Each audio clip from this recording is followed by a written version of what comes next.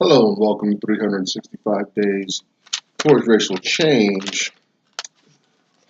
We're at day 136 here and talking about issues, black issues here in America.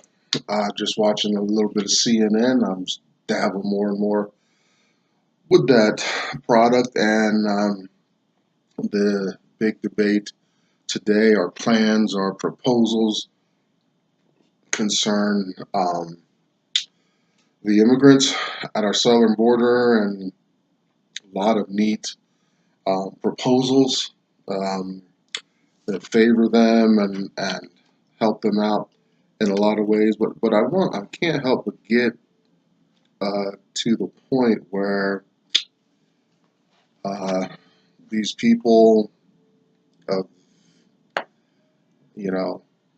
we'll just say Hispanic origin, who have a cross section of Hispanic life at our southern border, they're coming in and what this country doesn't recognize or is not addressing is how this influx it strangles black potential here in America. Not even blacks are paying attention to this. Dr. Anderson's very aware of it. He speaks of it consistently in his writings. So that's just today's current events, if we can put a timeline on kind of where we're at.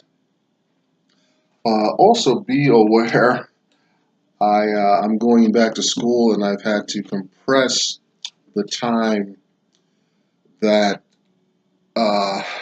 that I need to do all 365 entries.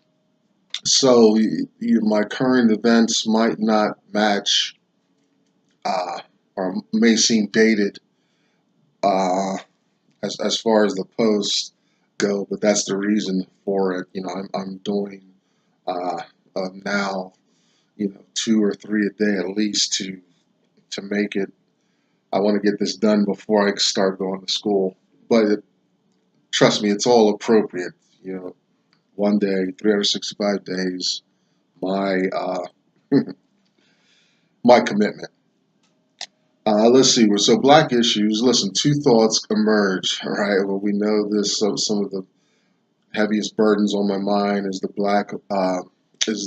mind, the American mind, as far as black and white in America. The black mind being the slave mind. Does that still persist in America? Is it still being passed on from generation to generation through intuition, environment, pressure, geography? You name it.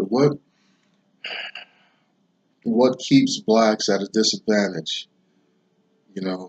Why can blacks engage in a project like this, hear people like Dr. Anderson, have great events, social and historical events like civil rights and social integration, and still be at a disadvantage in America? I'm sure there's more than one factor to that. What does the mind, what's going on in the minds of a group like this that's presented with potential opportunities, yet the majority of them still fall through the cracks, get overrun by other people, and on and on. The second issue as well is for the white mind. What's going on in the mind of white folks to keep them prospering, to have them kind of go in and out, up and down, almost like Jacob saw the angels going in and out of heaven. White people seem to be very adroit at keeping up their momentum, their progress, and this is worldwide, all white. You look at the superpowers. The superpowers are white, right? We even call them superpowers. Oh, I'm an American, I'm part of American, but I'm not part of the superpower on the earth. Unless we want to go beyond that, have a relationship with God and Jesus and stuff. But that's the superpower. But on the earth, we're kind of being tossed and jostled between two superpowers, and both of those powers are predominantly white. Interesting. So that's that. That's the first thought. The mind of America. Black mind, white mind. Now, the second thought is the burden for financial literacy. We're going to touch a little bit on that today. Financial literacy, though, meaning how do you understand finances and money? Uh, I'm trying to stick to my guns as the stock market goes through some pretty volatile times right now, seeing the risk of my principal as when I first started my little account with this online company. And there's a lot of good companies out there that'll take your money and invest it for you and whatnot. Vanguard, M1 Finance, Acorn, Robinhood, one of those are mine. But companies like that, just to get moving and knowing some more efficient ways to put our money to work. Financial literacy, going beyond a safe bank account, knowing about dividend paying whole life insurance. I'm thinking about looking at that product. It's a little late in life for me to really take advantage of that, but if you can get your kids positioned with that, it's a pretty high risk, and it's not a risk. There's zero risk actually in engaging with that product, but it's a commitment. It's a heavy commitment, and it's ongoing once you get it started, unless you agree to terms and stuff like that. That's more of your financial literacy kicking in. Point is, money needs a job. I went to a seminar. Maybe next year, if the finances and things come around again, I'll go to another seminar. A lot of my mentors go to at least one seminar a year. So that man, I'm gonna tack that on after I get through school, see what happens. There's a whole lot in front of me right now. But financial literacy, and especially black folks. Black folks are generally a consumer class. We consume, we go. It's just like uh, mid 1700s and slavery and whatnot, where the slave toiled all day, and then after that day was over, they got enough so that they could sustain and come back the next day and toil, and their labor earns them enough to maintain it. It's not much different today, the way we do things. But I understand that now, so at least I can put up some type of resistance, or spend money with a level of discernment in what I'm doing. I think that's very important. Financial literacy, and that's a huge subject. Goes a lot of ways: business entities, tax structures, how to keep your money, things like that. I'm inspired by a man named Dr. Claude Anderson. He wrote 3 excellent works. First work, I want you to get these books, please. A Black History Reader, 101 Questions You Never Thought to Ask. And if you make sure you get this book. If you don't get any books, I'll show you. I'm going to tell you where you can get these books. This is the book you want. Guarantee your life is going to change if you read this book cover to cover. Black Labor, White Wealth, Search for Power and Economic Justice, and Dr. Anderson's National Plan. Excuse me, I got a little bookmark here. To Empower Black America, Powernomics. You can find Dr. Anderson at powernomics.com and the Heritage Institute in Washington, D.C.'s Behind me, you see the hashtag us2. That's how you reach the hashtag us2 movement. Find some black women supporting one another, conversing there. Check out Black Enough, BLAGGENUF, kind of a black Facebook. If you found me here on the World Wide Web, you're technologically literate and you can find your community, your flavor, or start your own. And finally, Uncle Tom's Cabin, Harriet Beecher Stowe's phenomenal work about slave life in America. It's a fictional account, but I want you to read to the end. There's some nice twists and turns in there. She writes very well, and there's a few surprises at the end. So we're picking through that work. I'm actually decided to slow down and not just skim over the chapters. There are like 40 chapters, but we're going to split them up 2 or 3, even maybe 4 pieces. I know as we get towards the end of the book, we even stretch it out even more because it gets very dense the further you go. All right, today we're taking a little segue. We're talking more along the lines of the economics, the economic theory of black folks in the mid 1700s. We're getting some information from a guy. I go pull from a lot of resources, my personal life, of course, Dr. Anderson, Harriet Beecher Stowe, and every once in a while I'll come across some information or the news that warrants a full attention here in our forum. And today I just want to introduce you to a guy. His name is Adam Smith, born 1723, 1790. He wrote an economic book on economics for his day called The Wealth of Nations.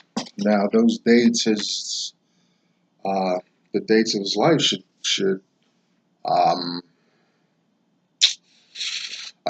I feel like those dates, 1723, 1790, should encourage some thought about past posts because a great many of the people we talked about, all of the signers of the Declaration of Independence are from that same time period. So it's interesting. He's looking at the economic activity between Scotland, England, Ireland, those northern areas, northern European areas, along with African colony areas, and the newly discovered Americas. And he's not expounding or talking primarily about the Americas.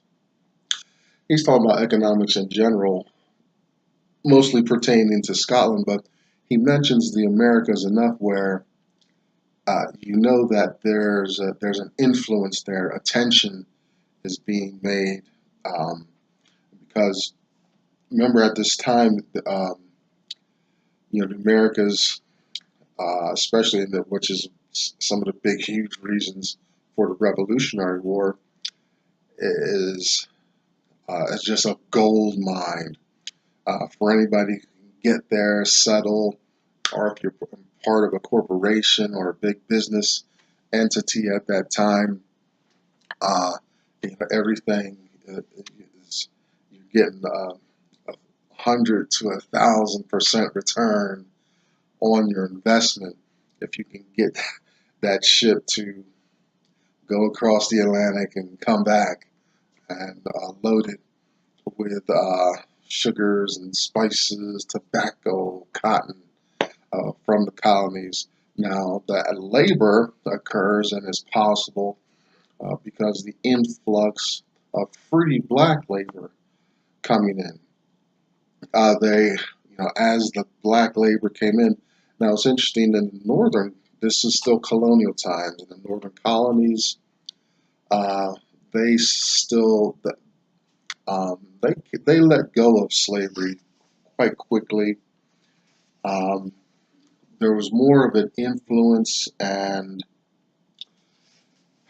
even agriculturally, the Northerners were more prone to pay for their labor. They kept that uh, in general. Okay, now black folks, they may have been free up north, but they still were on the outside, on the margin. And but in the South, the agricultural conditions there warranted keeping slaves, and a lot of them, over, handling large parcels of land and all that. So with some of Adam Smith's commentary, he talks about um, what black people represented. Just in a little blurb here, I'm pretty sure I'm going to read more as I go along, as I kind of piece through his work. Interesting. So let me read the passage that really caught my eye, and you'll understand. The brief notes really expand this. But by the act of assembly, they have restrained its cultivation to 6,000 plants. He's talking tobacco here, supposed to yield 1,000 weight of tobacco for every Negro between 16 and 60 years of age. Every black person was supposed to, represented uh, gathering 1,000 weight of tobacco. I think it's pounds. We don't care about the what measure, but the the individual represented um, a certain amount of work in the tobacco fields. Is what I'm getting at. Forget about specifics and all that. Just look at the individual, know that what they represent. It's like uh, businessmen have that eye for a piece of machinery and whatnot. Where I work, this logistics company, well, they're building a new space. It's going to be the same company, but they're building a new space, so it's going to be state of art, brand new equipment, and all that. But this machine with conveyor belts and the way they move stuff around this facility, at one time it was all brand new, and the latest thing. But the people in charge of financing that, creating that, making that work, had a timetable for that. They set that timetable long ago. This isn't a machine you use forever. That's not how business works. They put that in, and I don't know how long that machine's been running. It's pretty old, breaks down a lot. They're holding it together with duct tape and spit, and the manager's got to run all night to keep this thing going. You could tell it used to be manned, like until they perfected the workings of the machine. They had a lot of manpower at different points in this machine and all that. So that's how blacks were looked at this time. The Negro. Um, Such a Negro, over and above the quantity of tobacco, can manage, they reckon, uh, 4 acres of Indian corn. So there's just labor, labor, labor. To prevent the market from being overstocked, uh, they have sometimes in plentiful years burnt a certain quantity of tobacco for every Negro. So after the harvest, they could say, okay, they don't even have to necessarily weigh the product. They just look at the bodies, and Adam Smith here is talking about how certain uh, certain elements of the trade tobacco trade uh, manipulated the market by burning their supply to keep the prices um, adequate and not have a lot left over. They're not into carrying surplus of tobacco and stuff like that. They want to get a certain amount, so instead of just bringing it all to market, bringing the price down, they keep the price at a certain level by claiming they only have a certain supply. Uh, you know, there's just no limits to the depths a person will go through. So what I'm talking about is how these business people can look at this human capital whose skin color happens to be black and make calculations and certain um, predictions about money and stuff. And as I'm going along in my financial literacy, learning about financial statements, balance sheets, income statement, cash flow statements, 2 or 3 bedrock foundational statements. The pillars of like almost the government of corporations and businesses. You don't have to even go to the plant, be at a board meeting. You just ask for those 3 documents. If they are transparent and honest, then you get a real good idea of the health, the future of that business entity. Same thing here. They did the same thing. They do calculations and all that. So you got to think, and it's the same way in the colonies. So these slave masters are looking at our potential slave buyers, traders. They're looking at the male. It represents over the male's lifetime, just as you look at a tractor or a cow, and you say, okay, this person represents, to a degree, the United States. All industrialized nations, of course, do that. That's what we have social security numbers, and there are expectations. And when, as I reach certain milestones, certain ages, screw up credit, um, you know, it, organizations, agencies can just, get my little number, and it's going to give them a reflection of my history and my uh, financial viability, health uh, in the world. Although it's not it's not a good um, it's not a good indicator. Not when it comes to humans. I guess you can predict animals and hardware. Humans are just unpredictable. Like, I know you pull my credit report and look at my history, it's going to say, that's a bad investment. Not so. Not where I'm at right now. How I sit today, who I am, what I'm feeling, who I'm being, things like that. Right? But now I've got to kind of walk a walk and prove some things along those lines, but they're not accurate assessments. They don't account for a person's changed heart or mind, is what I'm saying. So those 2 calculations about crops. My further in today's argument, I'm wondering what calculation goes on in the white mind to think they have this power. Now they exercise the power. Black folks, darker skinned folks fall in line through coercion, fear.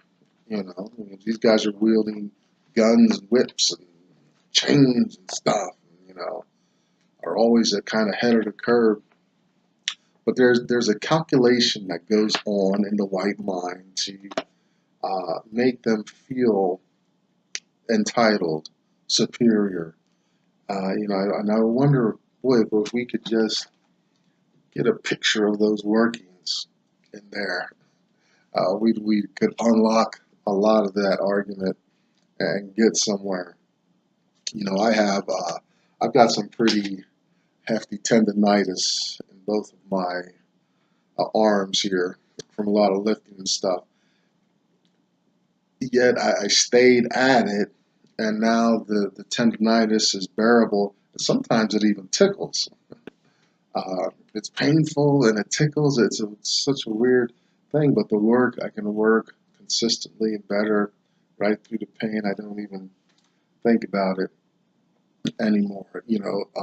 Athletes, I'll tell you more about that, how they work through that. But, it took a lot of arm braces and ointments, Bengay type ointments and relief to work on that. What did the slave have coming off the ship? Maybe their job was not as heavy agricultural demands, along with abuse, yet they had to work through that and try to survive that. It took like 6 months for these arms to get back together after they got tore up. Then I had a relief. I had days off and things like that. But what about the slave being under the whip to coerce more work out of them? The women did not escape either. You look at the age, you find a teenage female. It's going to represent some sexual pleasure for the slave master. We don't have to argue about that. We know that's going on. And then age is going to be related to some childbearing for that individual. If she can do, a child every year, catch her at 14, 15 years old, maybe, hopefully, if they weren't really just at her too early, and then give her, 10 good years. That's a pretty hefty force. And it's interesting when I looked at the book of the importation of slaves, there is kind of a freeze there. You would think it was all slaves, but no, because slave masters and the slaves amongst themselves are populating the slave culture. So you don't even need a whole lot of importation. It's just like any kind of agriculture or animals. You just let them breed and they populate. That's what happened. That woman represented production of slaves as people are doing their calculations on whether or not to buy that individual. One day blacks are going to have some celebrations. I think, the word will get out. Somehow blacks, I believe one day are going to be like, what, we need a celebration. We need to start remembering some dates. We need some milestones, just like whites and other groups have. Well, we're kind of lost, but we're going to find our way one of these days. And one of the aspects of that celebration is going to be how we've endured and survived some pretty physically demanding eras in our time in this nation. I'm Tomlin's Nyback. Thanks for just letting me air out. You know, every once in a while, I just need to air out, kind of free form and get away from the structure and just kind of let my mind flow. And as we continue to paint this picture, make sense out of Black life in America. Come back and see me tomorrow for day 137. Let's see what we can get into. Bye-bye.